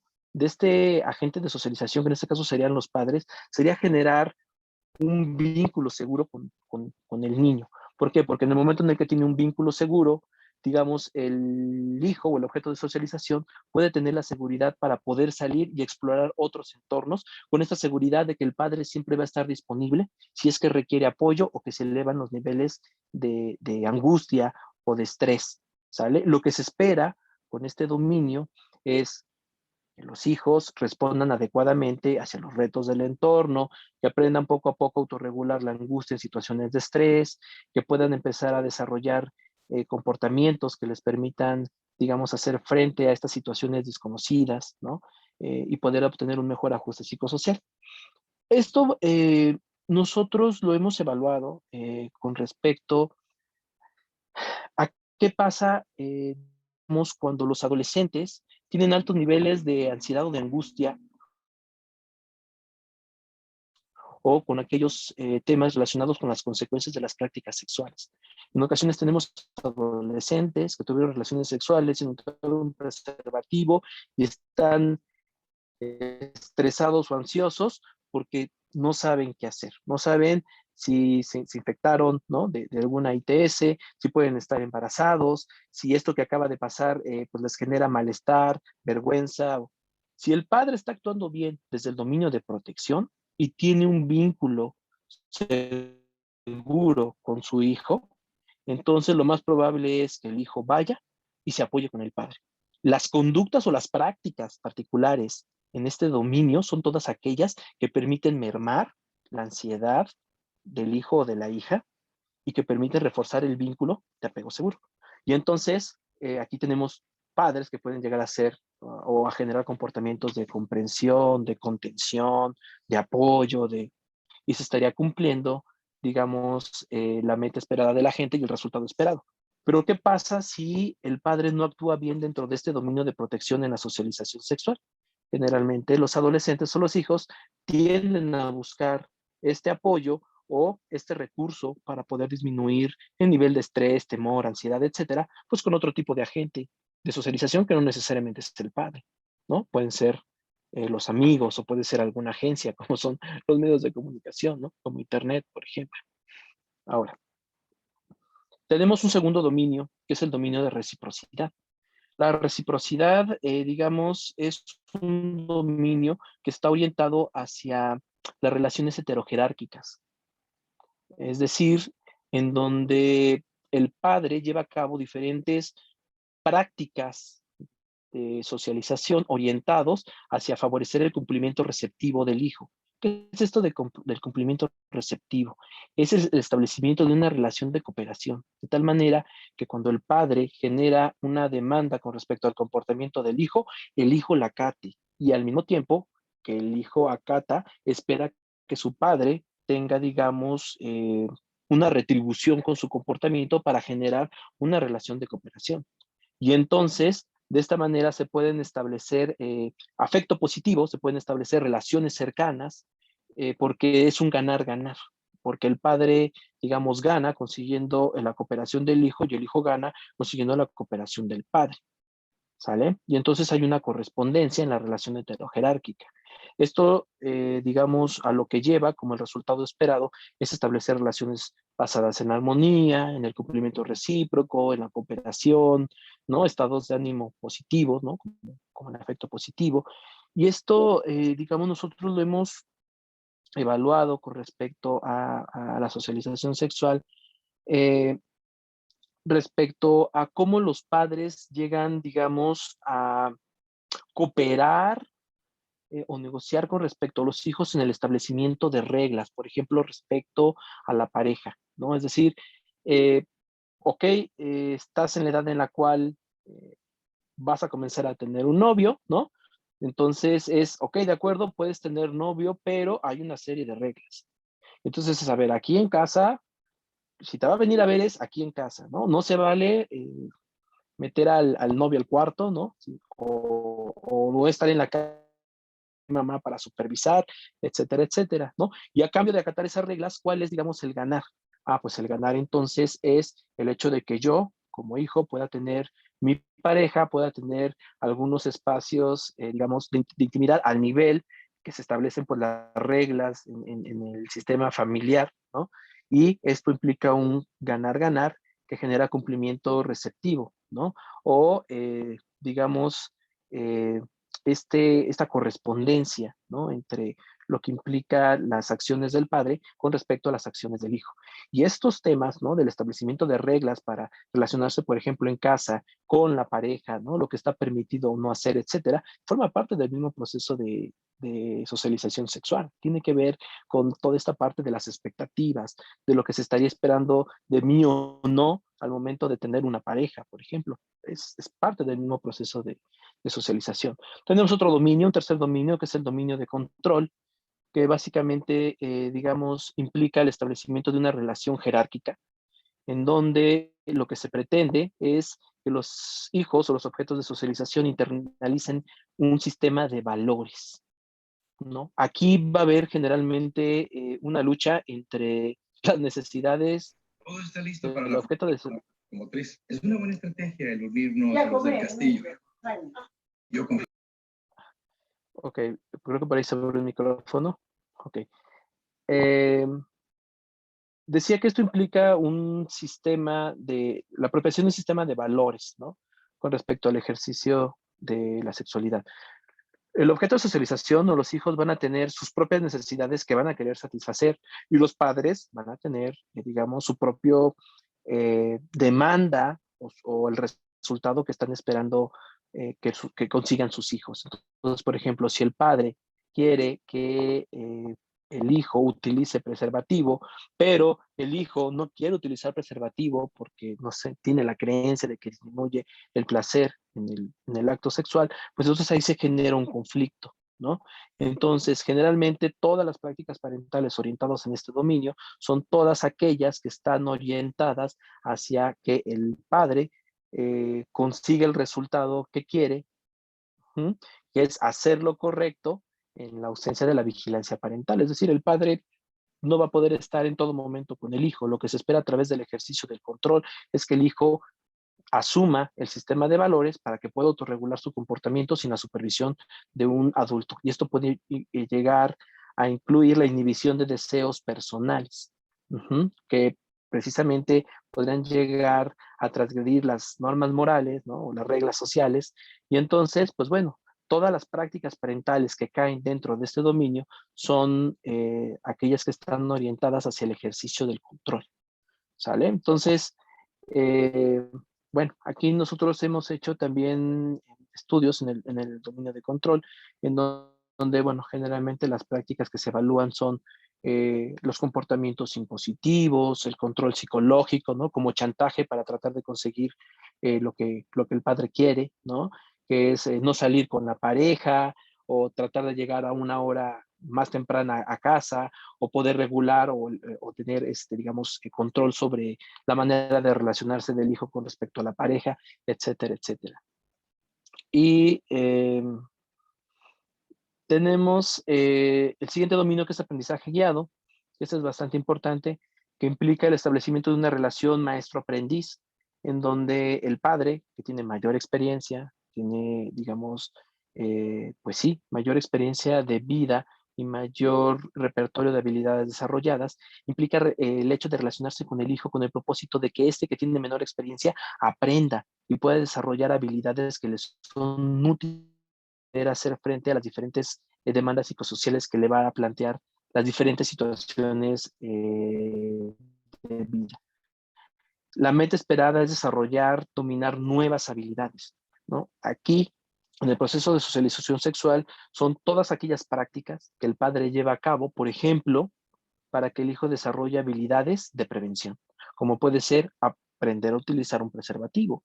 El padre, dentro de su repertorio de prácticas parentales, le enseña al hijo cómo usar un preservativo, cómo le enseña, ¿sale? En los estudios que hemos hecho nos hemos encontrado con diferentes formas en cómo los padres enseñan. Hay padres que solamente compran una enciclopedia y le dicen, mira, revisa esto, hasta padres que se sientan a modelar con una banana, ¿no? Y un preservativo, cómo usar el condón, padres que solamente hablan y buscan dar información con el propósito de desarrollar una habilidad, hasta padres que tienen prácticas parentales como conseguir cursos de sexualidad que estén orientadas hacia el desarrollo de habilidades preventivas y llevar a los hijos. Eso es una práctica, sigue siendo, digamos, una práctica que se orienta a obtener un resultado esperado, que es el desarrollo de nuevas habilidades con el propósito de que los hijos sean socialmente competentes al momento de tener que relacionarse sexualmente con una pareja, para evitar algún contagio o infección de transmisión sexual. Bueno, y por último, el último dominio es la participación grupal. La participación grupal, digamos, en su base, va a tener la identidad que la persona va a asumir a través de que se vaya vinculando en los diferentes procesos grupales, ¿no? Del colectivo al que pertenece. Entonces, básicamente el mecanismo que opera atrás de esto es el aprendizaje por imitación, ¿no? El aprendizaje vicario, en donde a través de la observación, el objeto de socialización empieza a aprender las diferentes formas de hacer, pensar, actuar, a través de cómo lo observa en su grupo primario. Y poco a poco el grupo primario empieza a ser partícipe a este objeto de socialización en prácticas cada vez más complejas.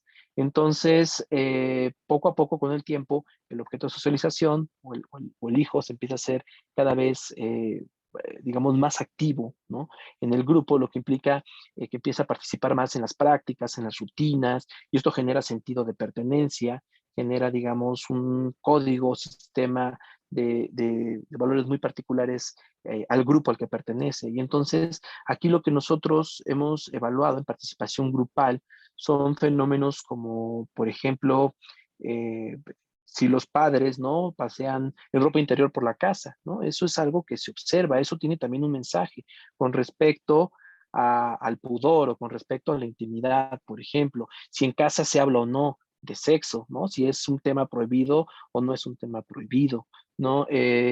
Por ejemplo, el tipo programas, ¿no?, que la familia tiende a observar, o el tipo de contenidos o de charlas que tiende a discutir, etcétera, ¿no? Entonces son, digamos, fenómenos que caen dentro de la participación grupal, que tienen un efecto con respecto al resultado que puede irse generando en el comportamiento de los hijos, porque como decíamos, la socialización sexual impacta en la configuración del sistema de creencias, valores, actitudes, expectativas, ¿no?, en relación al ejercicio de la sexualidad. Entonces, bueno, más o menos es un enfoque que funcionaría de la siguiente manera, ¿no? Para ir cerrando. A lo mejor con esto queda un poco más claro. Si ya tenemos claro, ¿no?, que la socialización sexual o la socialización en general puede ser dividida o clasificada en 5 grandes dominios, o las interacciones que se producen entre padres e hijos pueden ser clasificadas en 5 grandes rubros, vamos a ver cómo estos pueden operar de una manera ya más integral, ¿no? Decíamos que no podíamos separarnos de la situación, ¿no? Es decir, va a haber situaciones diferentes, el espectro puede ser muy amplio, situaciones en las cuales el padre y los hijos pueden estarse relacionando, ¿no? Y esta situación es lo que va a generar, digamos, diferentes señales ambientales para que se pueda activar potencialmente el ejercicio de un dominio. Si yo veo que mi hijo llega, digamos, estresado o preocupado, ¿no?, por algo, ¿no? A lo mejor veo que acaba de colgar el teléfono y discutió con la pareja, o viene de la escuela y lo veo llorando, etcétera. Esas son señales medioambientales que a mí me dan la oportunidad de poder actuar dentro de un dominio específico, dado la información que tengo en ese momento, ¿sale? Ahora, se supone que nosotros, de manera filogenética, tenemos un repertorio neurohormonal que puede predisponer a actuar en el dominio correcto. Si yo veo que mi hijo está en problemas, lo veo estresado, lo veo ansioso, eso lo que implica o lo que puede disparar es una respuesta neurohormonal como la segregación de oxitocina. Y la oxitocina puede predisponer mi comportamiento hacia querer abrazar, proteger o cuidar a mi cría.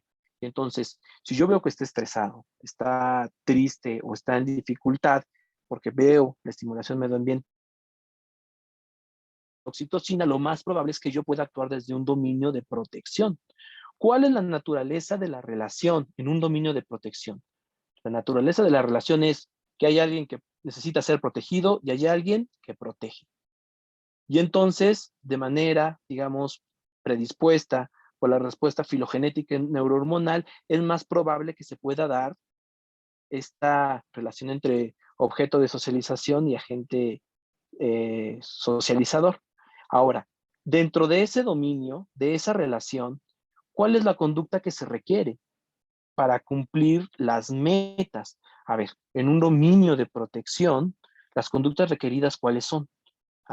Puede ser la contención, puede ser prácticas orientadas hacia la expresión del afecto, prácticas orientadas hacia la expresión de la empatía, prácticas. Eso es lo que es congruente con la naturaleza de la relación, que es una relación entre alguien que necesita ser cuidado y alguien que cuida. Y aquí tenemos 2 metas. Si yo ya fui un padre que contuvo, que escuchó, que fue empático, que entonces estén cumpliendo tanto del agente de socialización como del objeto. Recuerden que desde esta lógica es una interacción. ¿Cuál es la meta del agente? En este caso del padre, pues tratar, digamos, de apoyar, de bajar los niveles de ansiedad, de establecer una relación de confianza para que pueda acudir a mí cada vez que tenga, digamos, una situación complicada o difícil. ¿Y cuál es la meta del objeto, del hijo? Reducir los niveles de malestar, reducir los niveles de estrés, ansiedad, ¿no? Malestar en general.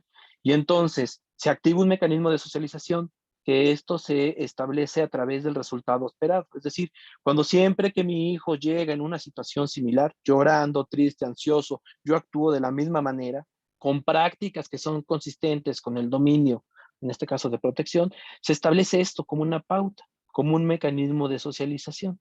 Y esto me puede probabilizar los resultados esperados de ese dominio. Y esto a la larga es lo que genera el ajuste psicosocial. Imaginemos esto en el contexto de la socialización sexual.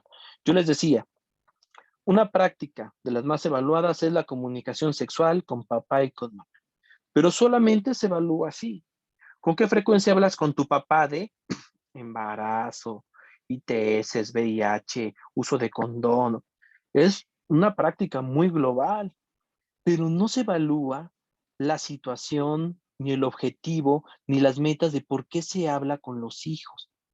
La práctica de comunicación sexual puede estar en diferentes dominios, pero yo voy a hablar con mi hijo dependiendo de la meta que yo quiera alcanzar o dependiendo de la naturaleza de la relación que yo tenga con cada dominio. No es lo mismo hablar con mi hijo sobre sexo para asustarlo, que puede ser un dominio de control, y entonces las metas, la naturaleza de la relación es jerárquica, de padre a hijo. Las conductas requeridas, pues es el control psicológico, chantaje, conductas orientadas hacia infundir miedo, etc. La meta de la gente es mantener el control. Los mecanismos de socialización es, se establece esta pauta y se obtiene un resultado con el tiempo. Pero no es lo mismo hablar para infundir miedo, temor o chantaje, a hablar para, por ejemplo, calmar su ansiedad, que eso sería en un dominio de protección, o hablar para explicarle algo con el propósito de que desarrolle una conducta sexual preventiva, que eso es un dominio de aprendizaje guiado. Entonces, si nosotros solamente seguimos evaluando la práctica sin considerar las situaciones, el dominio específico donde puede vincularse la práctica, la naturaleza de la relación, ¿no? Las conductas que sean congruentes con el dominio, las metas tanto de la gente como del objeto de socialización, vamos a perder mucha información. Y entonces vuelvo al mismo ejemplo de la comunicación sexual. Nosotros nos comunicamos sexualmente con nuestros hijos, pero con diferentes propósitos. Esto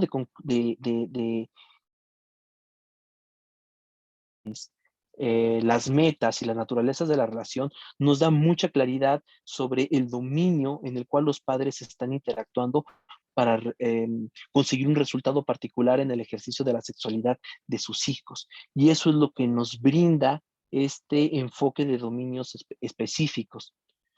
Ahora, ¿cuáles son los retos para el futuro? Ya para ir cerrando porque ya ando sobre tiempo. Uno es la validez de los dominios. Esto es una propuesta relativamente nueva, digamos, tendrá 20 años, cuando mucho, y aquí es bien importante seguir trabajando los criterios distintivos entre un dominio y otro. Digo, la literatura que demarca los dominios, que tiene Johan Grusek y colaboradores, es muy, muy extensa, es muy amplia, pero todavía hace falta de marcar con claridad los criterios para tener dominios cada vez mejor definidos y más sólidos. Entonces, esto es una cosa que se tiene que hacer a través de la validación empírica, a través justamente del desarrollo de investigación. Y dos, comenzar a estudiar combinaciones complejas, porque no es que los dominios se presenten en aislado. Uno puede estar llevando a cabo prácticas parentales y pueden estarse traslapando 2 o 3 dominios. Yo puedo llevar a cabo, por ejemplo, una práctica parental de socialización y esa misma práctica, por la situación y la meta que busco, puede ser que esté buscando protección y reciprocidad, por ejemplo. Y entonces en investigación tratar de separar estas dos cosas que se presentan, estos dos dominios que se presentan en interacción, es un gran reto, es un gran reto. El segundo reto son las variaciones culturales. Lo que puede ser exitoso en un contexto cultural no necesariamente es efectivo en otro. Y eso lo hemos visto nosotros en los estudios que hemos hecho. Por ejemplo, en varios estudios que hemos hecho con análisis factorial, hemos visto que el dominio de reciprocidad se empata con el dominio de protección. Lo que nosotros hipotetizamos en estos estudios es que como el dominio de reciprocidad tiene en su base el afecto positivo y el de protección, pues al haber, digamos, este apoyo en términos de la contención, el acompañamiento, el apoyo, etcétera, tienden como a tener en común esto de las emociones positivas o del acompañamiento, la empatía que se puede tener, y en los análisis factoriales no se, digamos, distinguen con precisión estos dos dominios. En otras culturas parece ser que es muy claro, acá no nos ha resultado a nosotros tan claro, hemos seguido haciendo investigación, pero bueno, esto me parece que es importante porque, bueno, las prácticas de socialización se cruzan transversalmente con los factores culturales. Entonces, esto implica que no vamos a estar esperando educar a nuestros hijos de la misma manera aquí en México que en otras culturas. Y entonces eso es algo a lo que tenemos nosotros que ser sensibles cuando nosotros recuperamos propuestas, como puede ser esta propuesta de naturaleza canadiense, ¿no? Porque Johan Gurset es una investigadora canadiense. Por último, bueno, penúltimo, las discrepancias en el ejercicio del dominio por agentes de socialización. Eso es bien importante.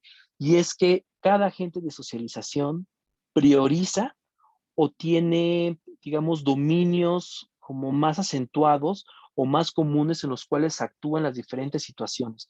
Nosotros hemos evaluado mucho la socialización sexual con hermanos y hemos evaluado mucho la socialización sexual con los padres. Hay una diferencia sobre cómo los hermanos socialmente a los hermanos y de cómo los padres socializan sexualmente a los hermanos. Los hermanos tienden a utilizar mucho los dominios de control, por ejemplo. Los hermanos mayores tienen en ocasiones a ser, digamos, impositivos o a generar presión para que los hermanos menores actúen de una manera determinada con respecto a las chicas, las citas, etcétera. Pero también eso se juega con respecto al sexo. Por ejemplo, lo que nosotros hemos visto es que las diadas de varón-varón, híjole, se genera mucha presión, se genera, digamos, mucha burla, ¿no? Como una práctica que orienta al chico a tratar de actuar o ser mejor que el hermano en el terreno de las chicas, de lo sexual, ¿no? Pero es diferente cuando es mujer-mujer, porque hay mayor acompañamiento afectivo, es decir, los dominios de protección y de reciprocidad son mucho más marcados en las diadas de hermanas que son pues de sexo femenino, ¿no? Y es diferente en los padres. Los padres utilizan diferentes dominios y varía, es diferencial, dependiendo de si es padre o madre, o de si es padre con hija o padre con hijo, o madre con hijo o madre con hija. Entonces, todas estas combinaciones se tienen que tomar en cuenta, porque se ha visto que definitivamente es un aspecto distintivo que termina en algún sentido configurando la manera en cómo van a interactuar para favorecer el proceso de socialización sexual, ¿no? Y por último, la elaboración de instrumentos de evaluación es un reto, de verdad, desde este enfoque es un gran reto porque los instrumentos deben de ser capaces justamente si pretenden evaluar dominios de socialización sexual, esto implica que tienen que captar la situación o los señales medioambientales, la naturaleza de la relación, la práctica y el resultado que se está esperando desde la interacción. Es bastante complicado. Nosotros nos acaban de aceptar un artículo de una escala que es para evaluar prácticas de socialización sexual paternas. Lo hicimos con papá porque, pues bueno, el padre ha sido, digamos, un agente de socialización que ha sido un poco relegado de manera cultural, siempre se le ha cargado más como a las mujeres, ¿no? Este rol de cuidador de los hijos y con esta prescripción de los tienes que educar, ¿no? Y el padre se ha ido cada vez más acercando, ¿no? A este rol cada vez más comprometido con los hijos.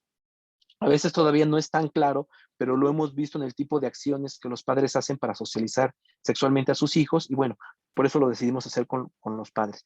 Y en este ejercicio nosotros tratamos de recuperar esta complejidad para evaluar la socialización sexual, pero desde el enfoque de dominios, pero ha sido muy complicado. Entonces, pues bueno, si nosotros queremos avanzar desde un enfoque netamente cuantitativo, que no es la única manera, por supuesto podremos hacerlo desde lo cualitativo, ¿no? Pero bueno, dado que nuestra línea de trabajo se ha orientado hacia allá, pues esto implica necesariamente el desarrollo de instrumentos de evaluación psicométrica que nos permitan identificar y evaluar los diferentes dominios de socialización sexual para que de esta manera podamos nosotros tener suficiente evidencia empírica y poder, digamos, concluir cuáles podrían ser los efectos de interactuar en uno o en otro dominio, dependiendo de la situación, y el resultado en el comportamiento sexual de los hijos, que en realidad lo que nosotros pretendemos es o explicar el comportamiento sexual preventivo o inclusive el comportamiento sexual de riesgo. Bueno, pues por mi parte sería todo. Aquí les dejo mi correo electrónico. No sé si tenemos tiempo para preguntas o cuál sería, digamos, lo que seguirá a continuación.